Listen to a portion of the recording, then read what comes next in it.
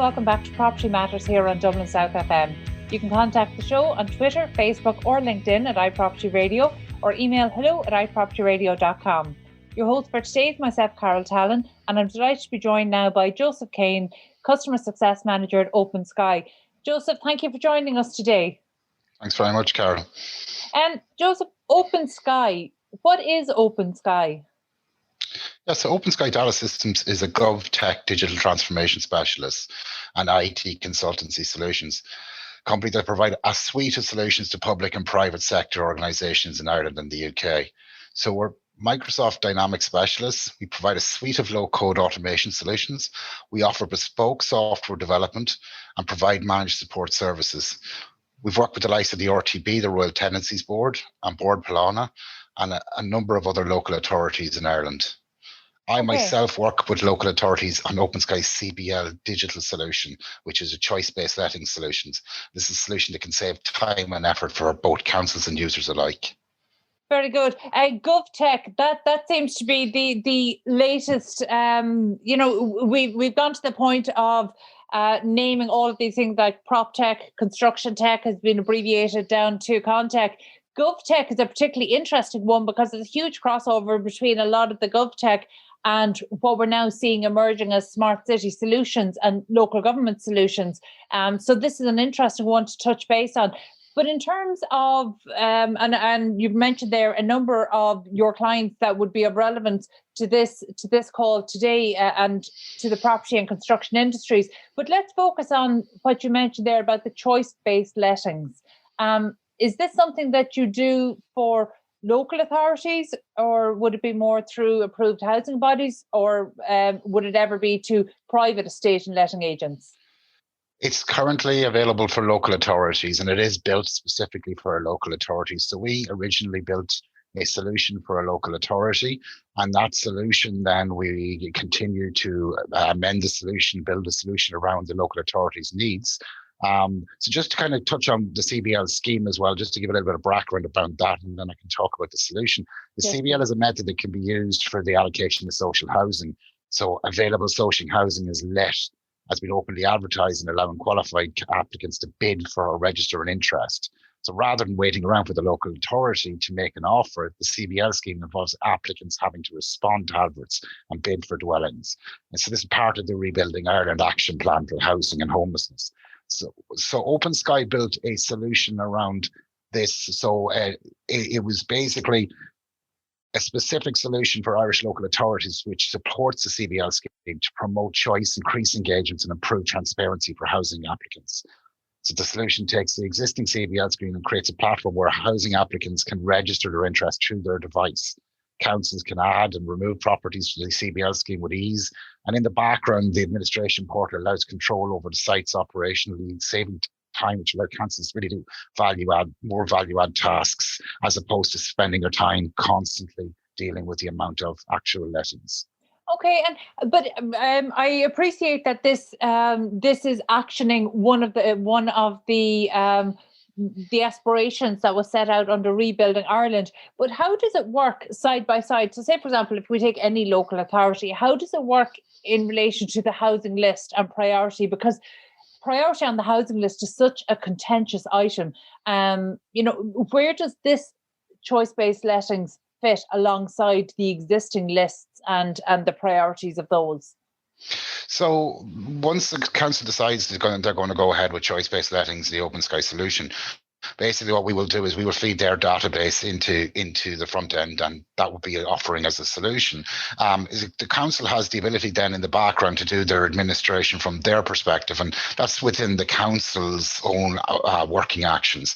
What the solution here is really doing is saving the council a vast amount of time, but not only that, saving the user the vast amount of time of actually having to, let's say, previous scenario, they would have to go to their local council office, register an interest in a property. And then, there may be one or two properties that they see that are available for their means. This solution allows them to see all of them that follow into their criteria. So they fill out a list of their specific criteria, how many bedrooms and whatnot that they need, and then they see those properties. They'll also be able to see based on a list where the property is. So if there's a property that wouldn't necessarily fall into their categorization, they may see it. So I think of a lot of these property websites that are already out there is sometimes you can be looking for a letting and see something and go, that works for me, because now I can see in relativity to the school my children go to and relativity to the amenities that I need, this is actually a better solution. Whereas in the old terms of heading down to the council office and then, registering your interest and following through the forms and whatnot, that might not have been available. So it's taking vast amounts of work away from the council in the sense of the ad hoc admin duties, and taking the work away from the users, which allows them to log on 24/7. They can log in there whatever time suits them, and they can register their interest. So that's where it falls in. Again, there's the own council's inner workings and decision making and whatnot, but it's a solution that allows them to take a lot of administration away from their staff, so they can focus on something more value add. Yeah, absolutely. I can absolutely see the benefit of it. And I'm trying to reconcile how this would fit in terms of the process that's there at the moment. So say, for example, if you have a number of parties might look at an available property and might register their interest in that. Is there some going back to, again, as I mentioned earlier, the position on housing lists? So, for example, local authorities tend to work in order of priority, but also in order of the length of time that people have been on housing lists, which in the past meant that maybe somebody who was higher up on the list might have gotten an offer of a property that was slightly less suitable for them than it might have been for another family, purely because of their position on the list. So how does this fit within kind of the existing system to make sure that I can see that it would be a better fit to have the right property, maybe going to the right tenants. But in terms of people who've been on the housing list the longest, how does it reconcile that? So if a specific, let's say a specific client is on the housing list a considerable length of time, they're going to see the volume of houses that have been selected from them based on the criteria that they've registered within the system. But not only that is if those houses or those properties are not suitable, they can turn those over in quicker length of time. Whereas in the old traditional method, they had to register them not, then another batch were pulled and so forth, and they were made available to them. And the whole process was considerably slower. And that time is really just adding to that time that they've been on that list, in the sense that if there's a specific product, and it also lets the client as well make more informed decisions, because they're able to see more, because the listing has got way more information involved in it. It can have photos, it can have specific living needs that would be listed within that. If there's disabled services, what have you, they're all listed within that. Now, I'm not saying that the previous method didn't have that, but it's the time in which it takes to process that which is incumbent in the overall turnaround. Okay. It's really heartening to see the local authorities embracing technology, and they've gotten a little bit of flack, and I've often been critical myself of maybe the rate of adoption across a number of government services in Ireland. But actually, what we see at a local authority level is that there are some local authorities that emerge as being exceptionally proactive, not just at embracing technology, but even finding innovative solutions to things that don't have a heavy reliance on technology.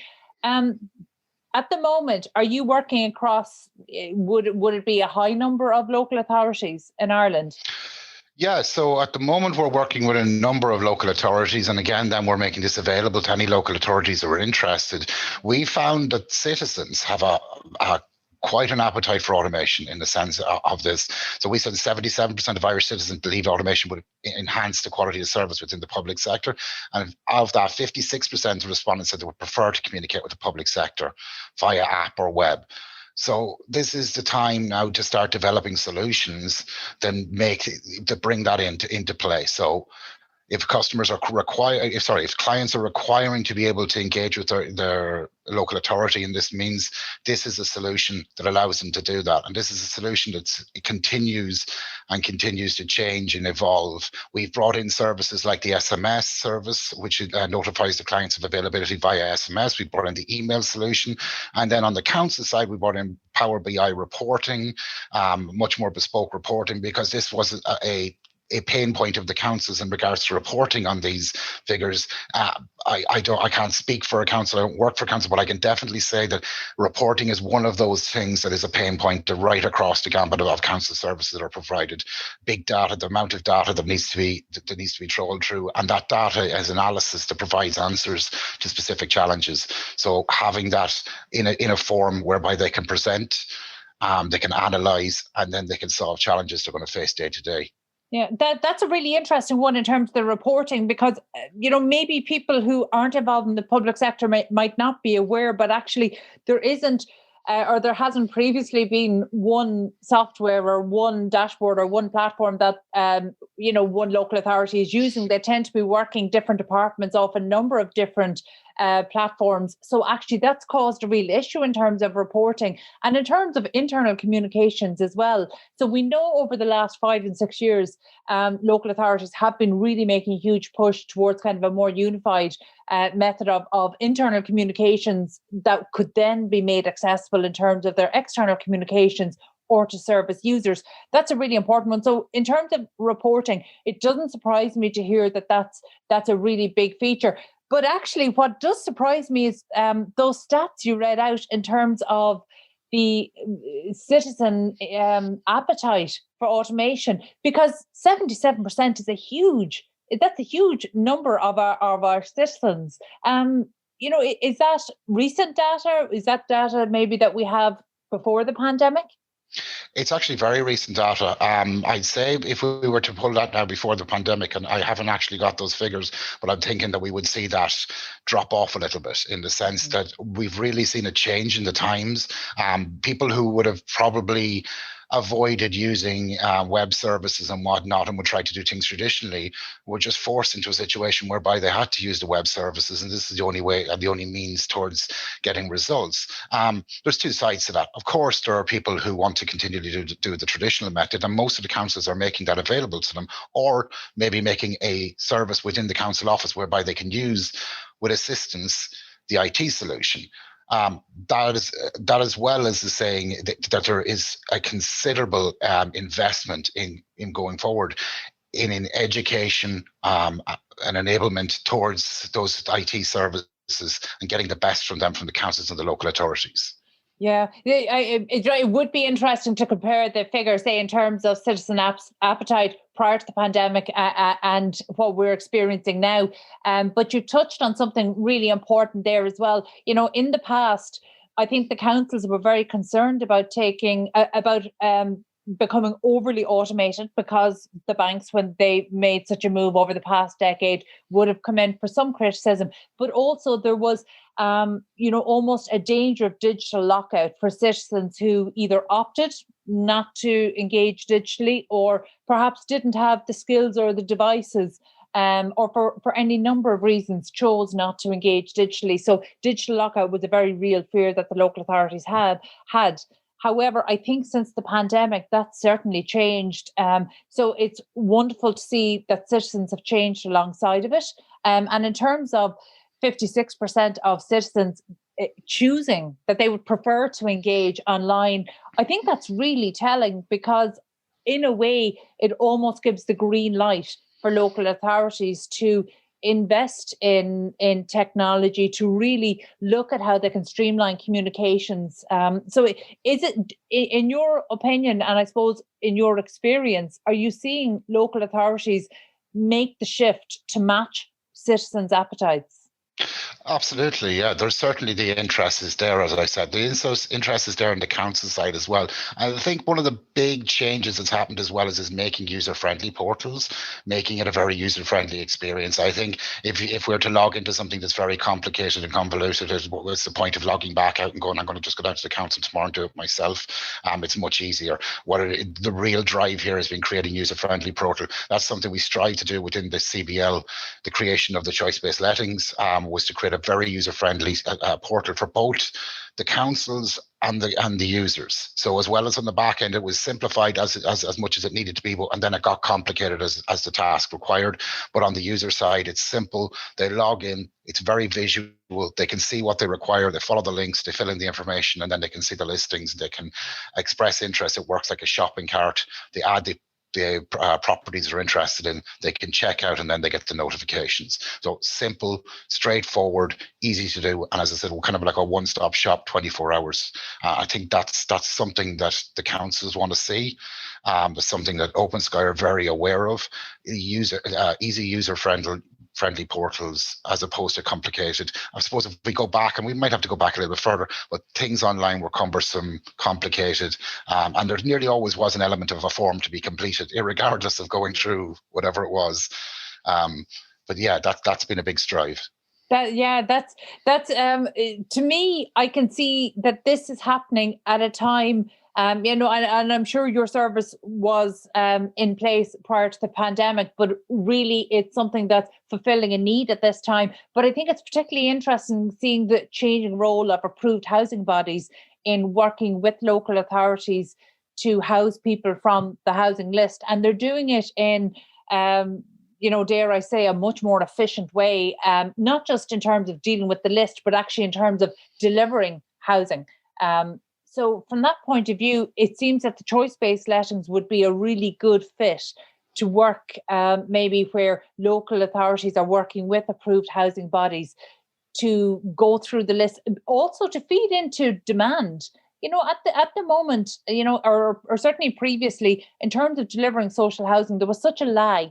And it was taking so long to deliver social housing that there was definitely a mismatch by the time that housing was delivered as to maybe what the needs were in a particular area, whether it was for family homes or one-bed apartments.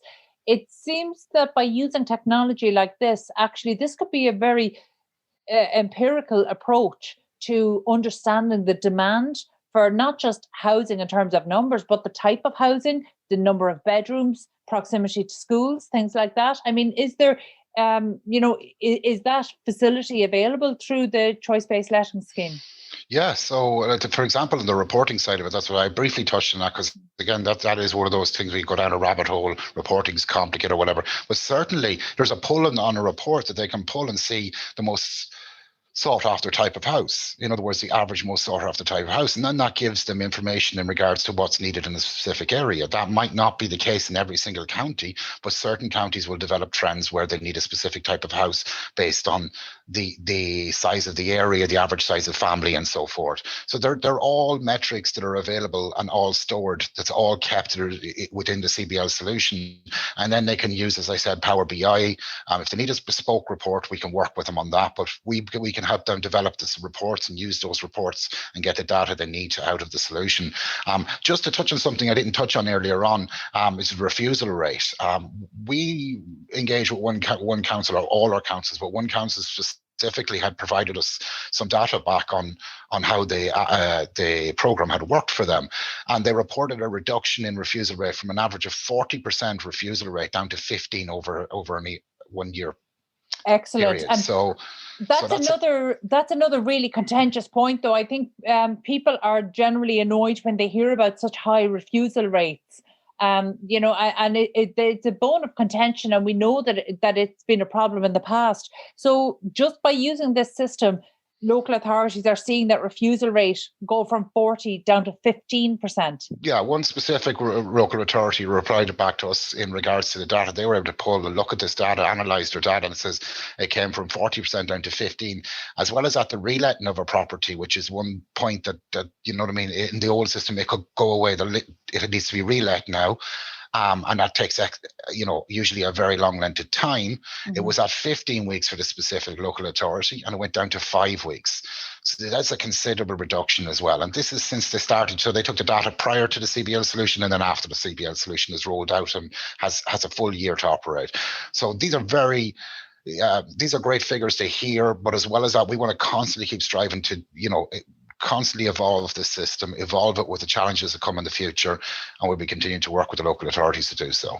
That's excellent. I'm so delighted that you touched on the vacancy periods there, because actually, as you were describing the solution throughout the interview, it absolutely occurred to me that this is something that should be used to drive down vacancy rates. So it's great to see that the data is showing that's actually working, because 15 weeks vacancy between lettings and turnover for lettings, that was completely unacceptable. And I think that sometimes it gets forgotten that dealing with existing underused or not used or underused properties is actually the fifth pillar of Rebuilding Ireland, and it's one that kind of gets the least amount of attention, yet provides the opportunity for really early wins. So by bringing the vacancy, the vacancy timelines there down from 15 to 5 weeks is actually one of the really important figures there. So that's an interesting one.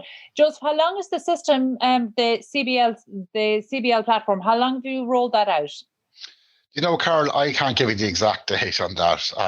When I joined the company, I believe it's going back a while. I know that our first go live was with Cork City County Council. Cork City Council.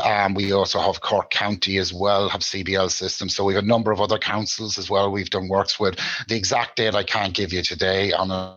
It's just not there. I have a figure in my head and I don't want to say it and be wrong. But, you're fine. Well, really, and the purpose, the reason I asked that question is because it would be really interesting to see what kind of impact this can have on housing lists over a 2 to 3 year period. So I think it will be interesting to watch. So we'll certainly stay in touch with you from that point of view and see if we can continue to drive and if Open Sky can continue to drive things like reducing periods of vacancy, because that's so important, and keeping that all critical refusal rate down, because again, these are two problem areas for local authorities when dealing with the housing lists. Again, one of the things that we'd love to see is maybe greater integration with the approved housing bodies, because we know that they've been such a force for driving efficiencies, again, for local authorities dealing with the housing lists. But certainly in terms of the delivery of social housing, when we know the pandemic has caused issues in terms of delivery, both in 2020 and likely in 2021.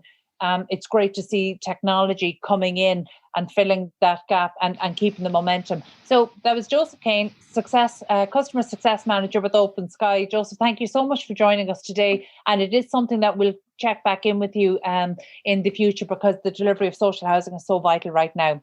We need to take a quick break. Stay tuned. 93.9 Dublin South FM. Hello and welcome back to Property Matters on Dublin South FM with myself, Carol Tallon. You can contact us on Twitter or at iPropertyRadio, or email hello@iPropertyRadio.com.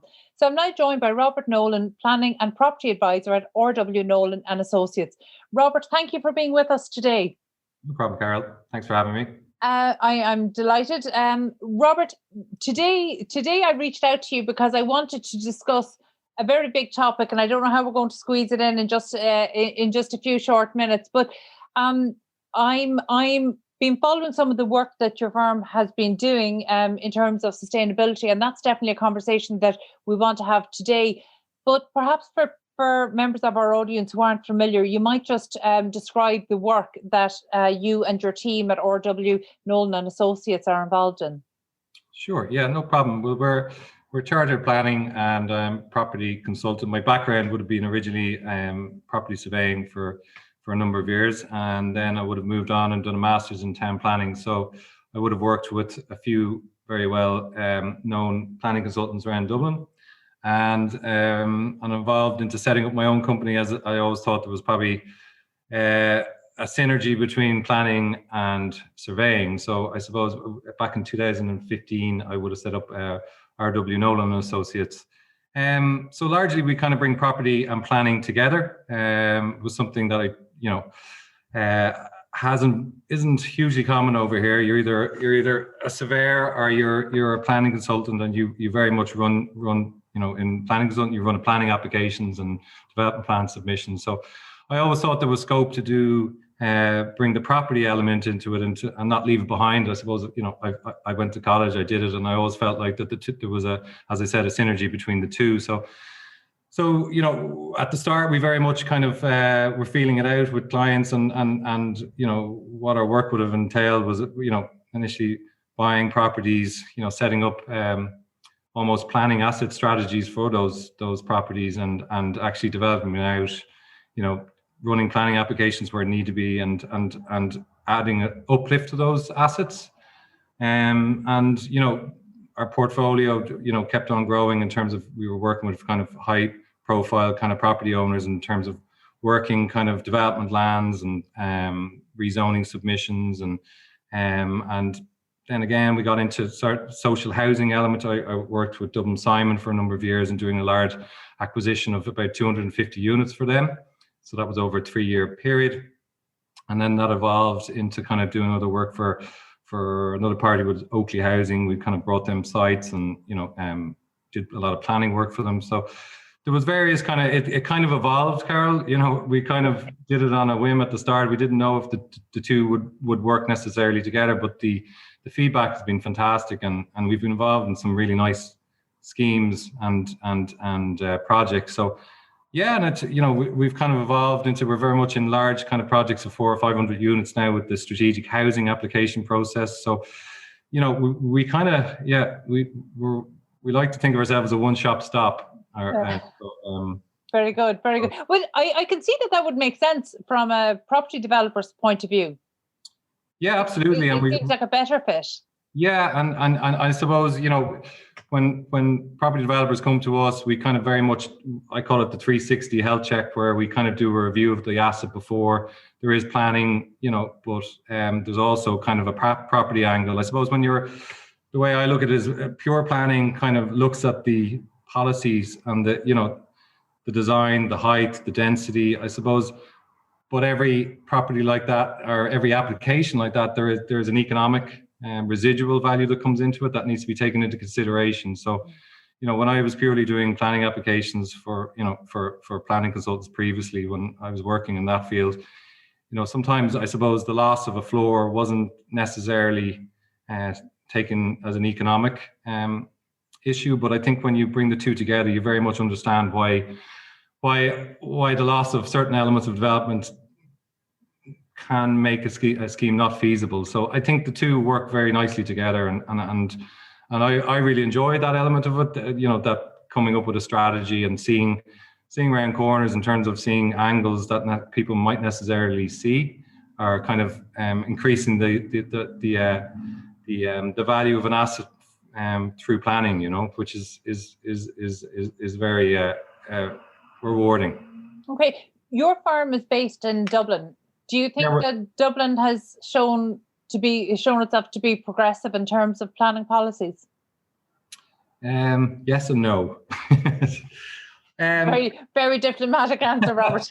Well, you're going to ask me to expand here, so I think I think we're back where we were, back in the mid to kind of late 90s, in terms of all the same questions are starting to come up in it. And I suppose it's it's what happens when, growth happens, I suppose. But we're starting to hear all, like, if you produced a newspaper or the property section back in 1996, you'd probably see density, high rise, public transport, suburban sprawl, leapfrogging, all these things that are very much discussion points at the moment. Dublin City is a fantastic city, but I think we're in a bit of a crossroads in terms of where we're going height-wise, also density-wise, and the bottom line is we're evolving. This is a world, shall we say, trend whereby, I think by 2040, just 70% of people will live in urban areas. And when you look at Brexit and you look at what's happening in America, it is showing that rural areas and particularly the young population want to be in those urban centres. And I think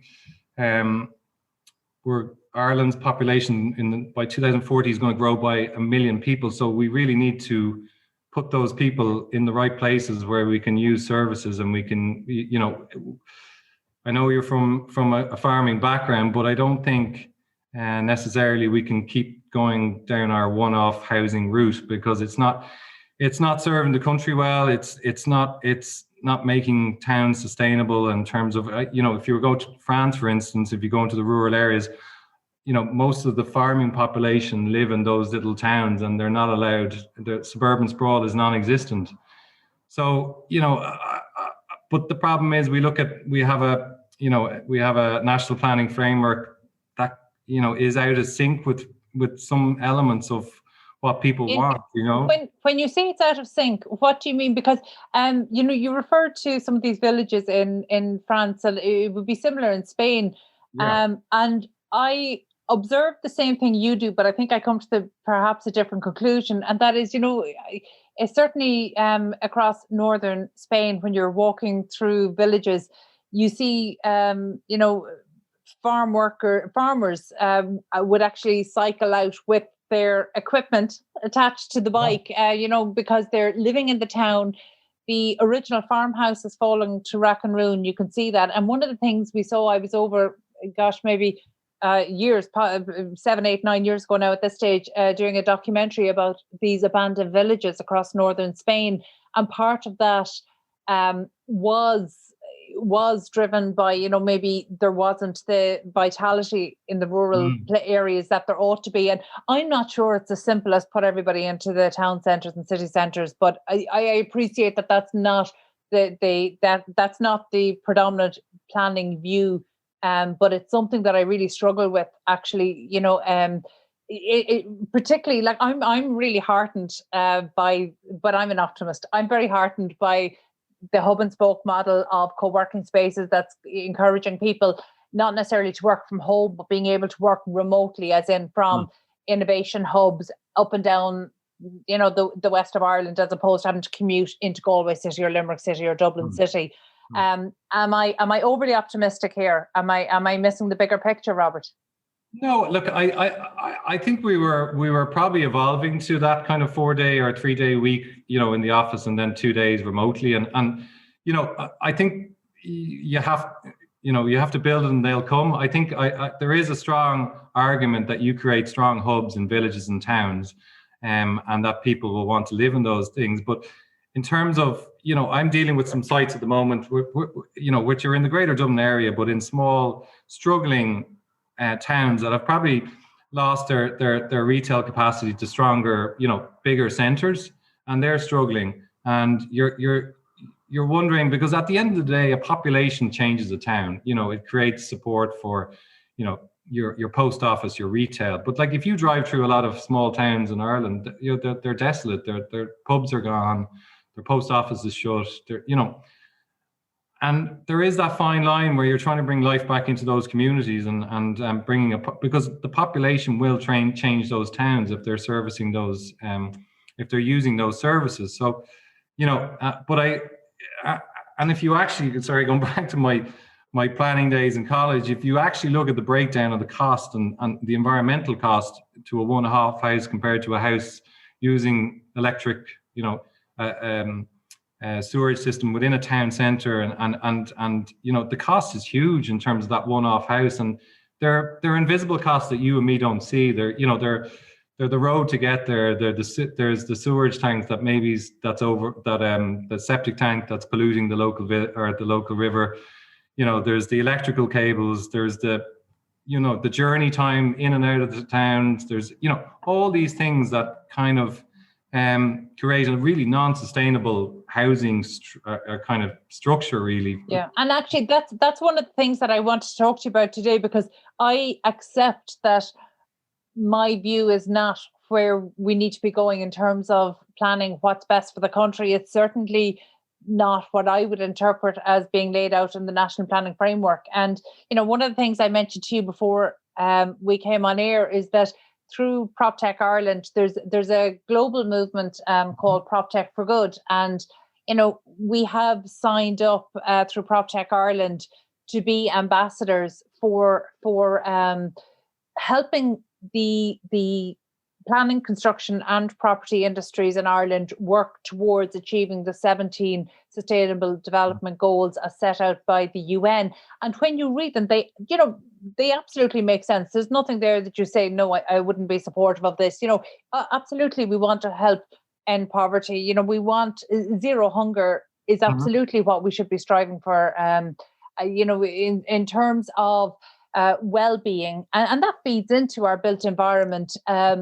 And one of the really important things for me that I see is industry innovation and infrastructure, because I think that's been really lacking in Ireland. And I think there's huge intersections between an efficient planning system that promotes viable development and then sustainable development. And one of the things that we've seen already, and in fact we've spoken about here in the show previously, is that at the moment, the sustainability agenda is being driven from where I can see it. It's being driven by some state agencies through whether smart city initiatives. We're certainly seeing it through the PROPTECH sector, but the buyers of those, so the people who are putting their money where their mouth is, so to speak, they're definitely the REITs and other bodies whose financing depends on this.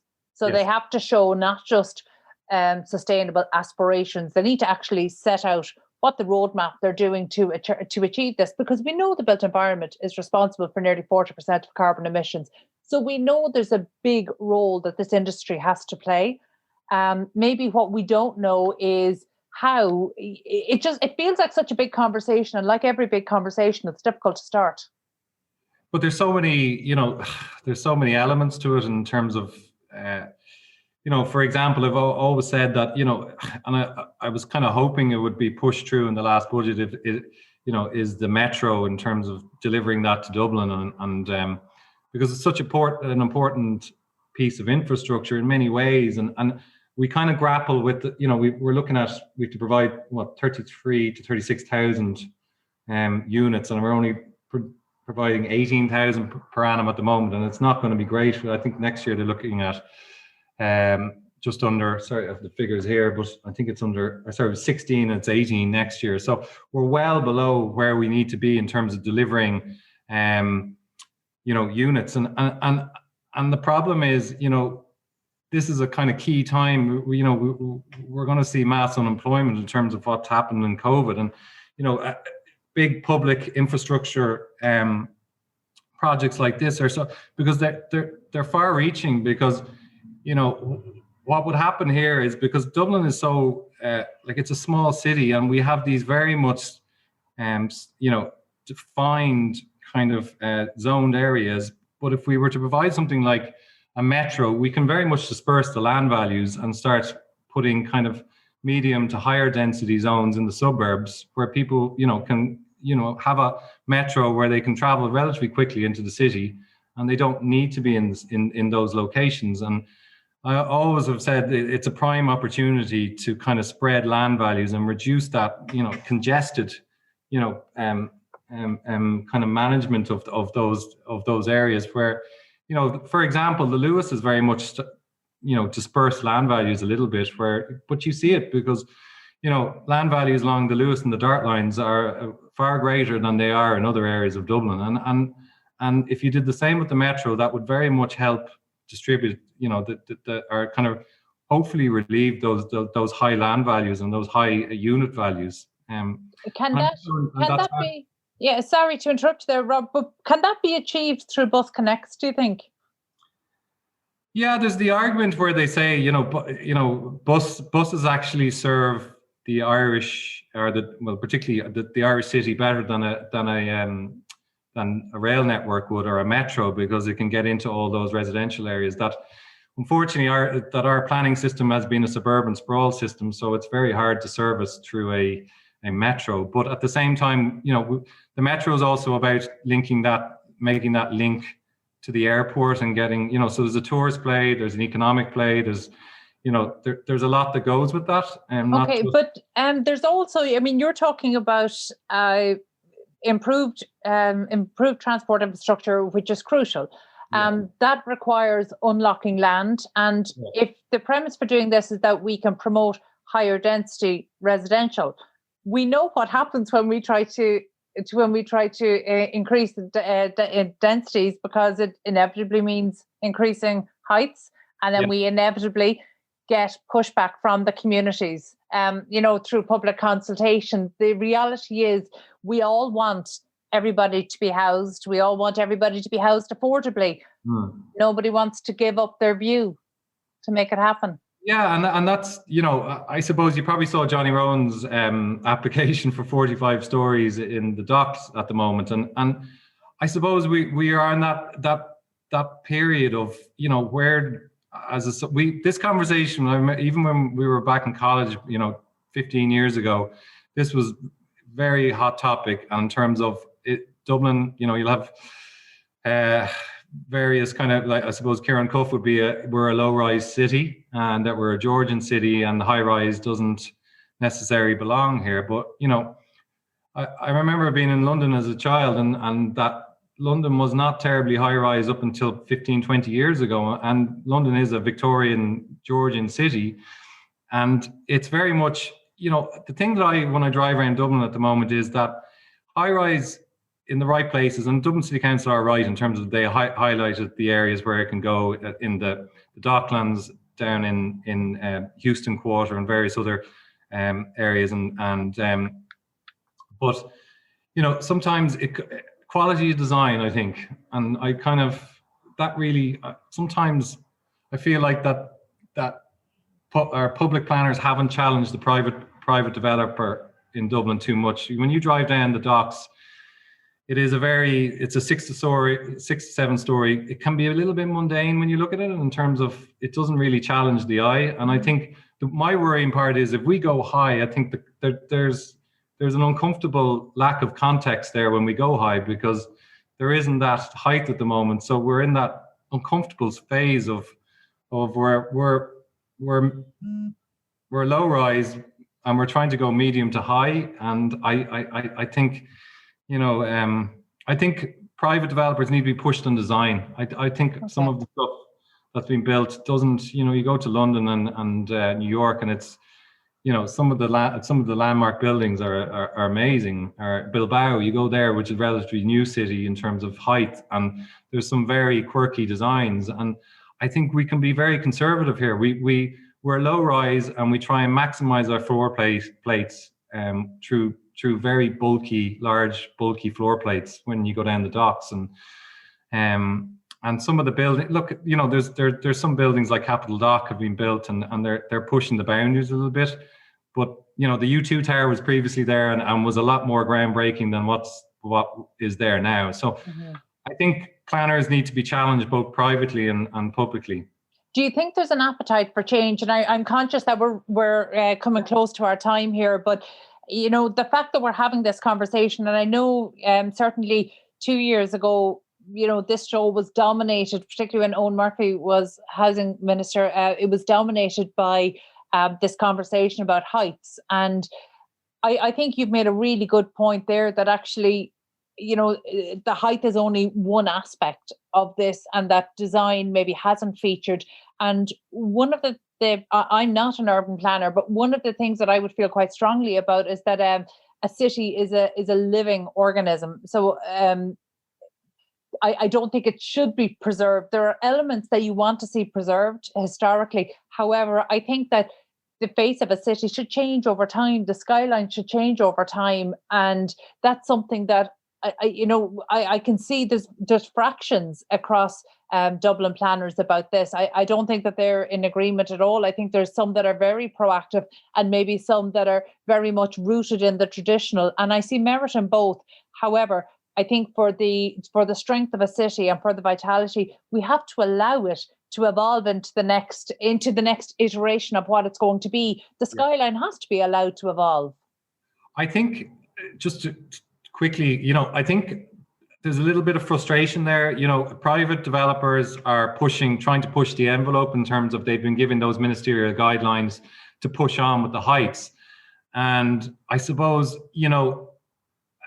it kind of a little bit jumped the gun a little bit, because, development plans and Dublin City Council have to implement their development plan. And these ministerial guidelines go outside those development plans. So there's a bit of frustration there because they have to follow that line. Like a prime example would be, the Salesforce building in the Docklands and that saga that's been going on. And you can kind of see where the private developers coming from trying to push the envelope and maximize the potential of that building and what the user wants. But then you got to understand, because that SDZ will be compromised and is dead once that permission goes over the limitations set by the strategic development zone. So I understand where both parties are coming from, and it's very frustrating. And from other strategic development zones in Cherrywood and Poolbeg, and I know that the same thing's going to happen there, that they'll want to push the densities because they're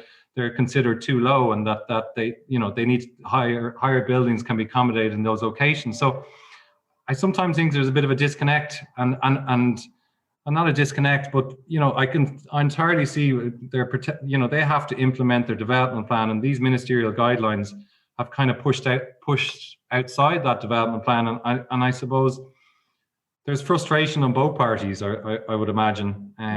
But you're right. Look, we have to, if we're going to accommodate 1 million people, we can do medium density, we can do high density.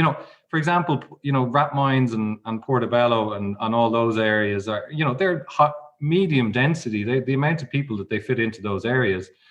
But in the core areas, of the Dublin Docklands, and they can accommodate more. And the impact on that on the Georgian core isn't hugely negative in those locations. But the problem is we're tippy-toeing in height, and instead of just take the plaster off, instead of take it doing it slowly. And I think we're being overly conservative. And I think probably when you look at our past, Liberty Hall might be an example of where we're carrying the scars and the confidence from buildings like that we didn't necessarily don't pride ourselves in. But I'd be Treasury Holdings have done some very good buildings, and I know it's some of the Google buildings, some of the Altra Vitro buildings they've done, and I just think sometimes we could have a little bit more confidence in our design, and have a bit of a German kind of element to it in terms of where they very much push the envelope in design and be a bit more risky. I think we've a very, conservative skyline, shall we say. Yeah. I think it's interesting when you talk about the creativity, and look, this is something that I would love if we had more time even to discuss this. But the reality is, I think sometimes we overlook the fact that we have some amazing expertise in Ireland, some amazing expertise in terms of creative design, and some amazing expertise in terms of delivery.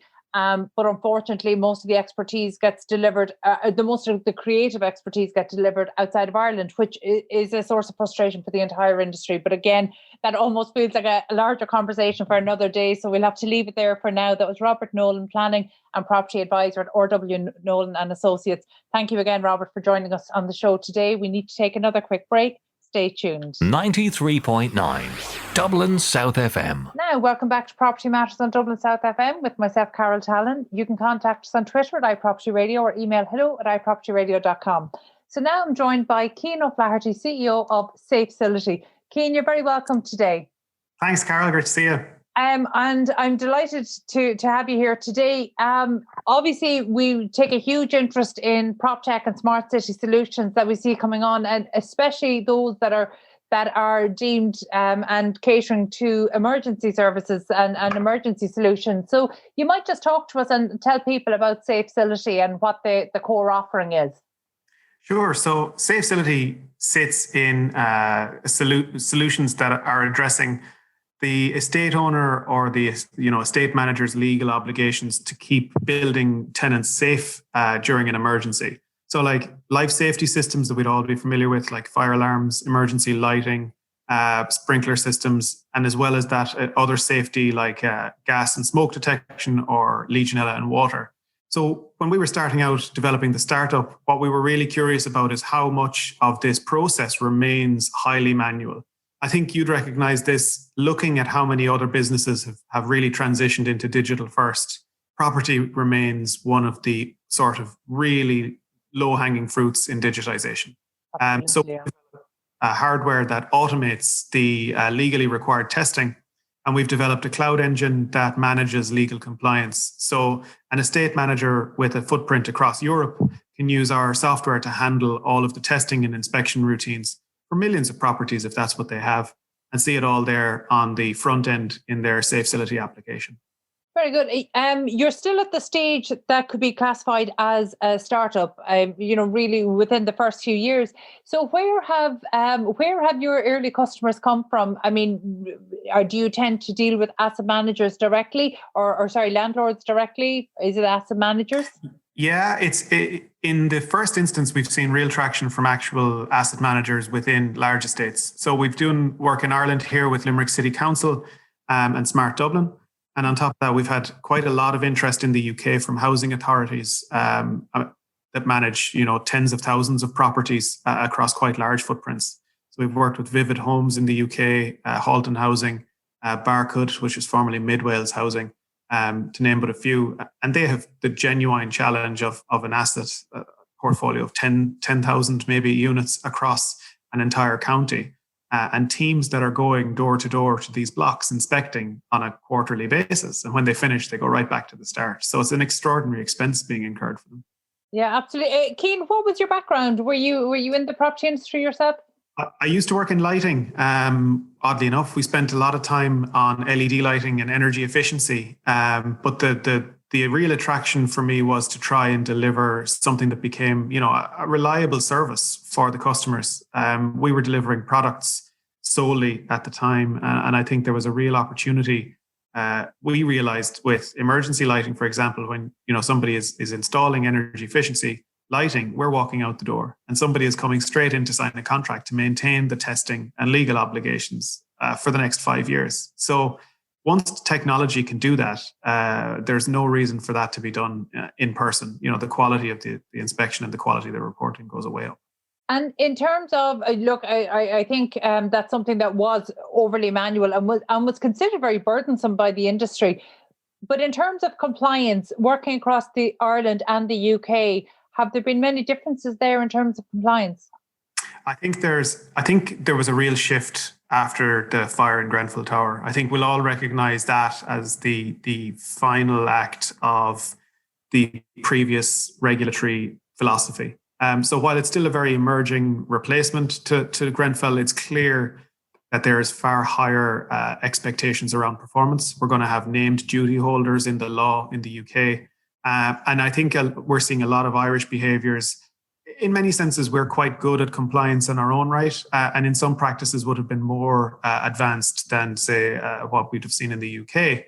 But I think what's going to be increasingly likely is that a named officer in these agencies is going to be in charge of making sure that tenants or customers or occupants of buildings are safe. And to do that, they have to do their inspections under the law. And having a named person is a real change. Philosophically, it's always been possible to put things in the passive voice. A fire has happened or an emergency took place. Now, increasingly, a named officer means that, Mr. X is responsible for the failure to prevent the loss of life in this emergency. And I think the next 10 years are potentially an enormous shift in investment in this space to make buildings safer. But then how much of an investment needs to happen? Because what you're talking about there, you're right, when you attach a name to it and personal responsibility, it takes on another dimension altogether. And of course it shouldn't, but it does. That's just human nature. Yeah. But for firms in Ireland, so say, for example, property managers, who might be dealing with, 500 units, what will this mean for them? Yeah, I think if they were to follow their traditional practices, the budget for compliance and inspection is going to balloon. I think we probably can all appreciate that a regulator is going to continue regulating, irrespective of the cost of it. And it's not always an argument they're responsive to. What we're seeing is that our position, we deliver technology and it does require an investment, but over 5 years, it cuts the cost in half. So, against a backdrop of ballooning regs and ballooning compliance obligations, your only option we see is to make the investment in the technology that's going to limit how much upside cost there is in these changes to regulation. So, a client may look at it and say, in year one, we're going to spend, 2 years of our budget. But by the end of year 5, you're probably only going to have spent, 2.5 years of the 5-year budget. So there's a saving there in the long term. And the reg are coming irrespective of how you approach it. I think we're really seeing asset managers who have a very heavily outsourced function. They're really worried because one of the things that's changing is by putting a name inside the company, somebody has to see the paper and information flow. And a lot of the outsourced operators tend not to share that. No malice, it's just easier to get the job done and give you a completed cert. But the people now need to see the data in much more granularity, to see the work being done, where it's done, and stand over the changes or the upgrades that are done. Yeah, that's an interesting one. How are you finding the industry? Look, I'm routinely quite critical maybe about slow adoption of new technologies, but I think that it's different when you're talking about a regulatory issue. And one thing I've really seen across, not so much the construction industry, because actually they're quite good at this. They're a heavily regulated industry and they're quite good at it. But actually what I see maybe across the estate agency and property manager side, that there's a fear that comes when an issue is becoming regulated. So, for example, even in terms of when data protection legislation was coming in, and cost isn't the issue, it really is. There's a fear of not getting this right, and there's really a willingness to pay any cost to make sure that is right, as opposed to maybe enabling the team to upskill themselves. So that's something I've seen, that it's kind of an anomaly that falls outside of the usual rates of tech adoption. So in terms of compliance, the property services now is very heavily regulated in Ireland, much more so in Ireland than in the UK in terms of property managers. So how have you seen, when you go to pitch your services there, is there an awareness about this? No, I think, and the awareness of the responsibilities, absolutely. I think in terms of the adoption rate, you're right. I mean, property is an achingly slow thing. The buildings are going to be there for 20 years, and that determines the view of the people fighting fires in the asset or the managing roles that they're in. But when there is a legislative change, you do see a shift in gears. We've had to work quite hard at the same time, because there's a huge onus on us to bring a product that satisfies the customer, a worry that they're going to be covered. So when you're changing the rules, you're right, like they're probably less likely to do business as usual, and they are likely to spend money to make sure they're doing it right. But the flip side of that is you really have to be sure your product is right, and they have to be convinced by it. So that's been kind of the conversations we're having. And that comes back to building on standards and being able to prove the step-by-step. But I think in general, we're going to see a ballooning adoption in this space. There's a huge amount of software out there to enable this. But I think from our point of view, you can see networks like Vodafone's NB-IoT network, or perhaps local LoRaWAN networks, are going to make it extremely affordable for people to run the data directly from the building. And we see the future as that integrated. The building reports in itself. And you pay the money to get that, but you get 20 years of the building reporting on itself, which is a huge, huge saving overall operationally. Do you think that that's something that's valued at the moment? We talk a lot about how the value that's yet to be unlocked in a lot of these portfolios is data, but I'm not sure that the property industry in Ireland, I'm not sure if they're aware of it, or if they understand that this has a tangible value. Yeah, I'd agree with you with that. I think it's really a struggle. There's always a fire to be fought, and it's rarely our fire, if you'll pardon the pun and the imagery. But you're competing against whatever is on fire in the building in that given day, and it's rarely the data problem. And separately, if things are going well, there's always resistance to change. It's like, if it ain't broke, don't fix it. And trying to get people to jump in advance is very tough. But the value is there in the long term. And we think that the changes in how people have to address the safety. And we've done a lot of work with Limerick City Council and the fire department down there around safety in historic buildings. And I think what's interesting is the education of regulators around the technologies and what they can demand from the buildings will end up ratcheting in the adoption as well. Data isn't just for the property managers, it's also for the regulators. You've systems now that will allow you to reveal certain public facing information around your safety. There's no reason you can't run a safety rating like you do the BER. There's no reason in the world you can't gather and publish data around an ABC rating for safety in buildings. None at all. No, that absolutely makes sense. Kane, before we let you go, what is the key message that you're putting out to building owners and operators for 2021? COVID has made it really important to have low-touch inspections of your buildings. Access is really hard. People are really afraid. You have to digitize now, and investing now, you'll reap the rewards for the next 10 years and be well positioned for the coming regulatory changes as well. Okay, so that's it. Now's the time. Thank you so much for joining us. That's right. Cian, that was Kane O'Flaherty, CEO of Safecility. Oh my goodness, Cian. I'm so sorry. Safecility. So I'm delighted. The website is? www.safecility.com. Super, thank you. That's it from us today. Thank you for listening into Property Matters on Dublin South FM. Get in touch with the show on social media at iPropertyRadio, or indeed email the show at hello@iPropertyRadio.com. Also, my thanks to Peter Rice on sound and show producer Katie Talon of Hear Me Roar Media. We're back at the same time next week. From myself, Carol Talon, and all the team here, stay safe.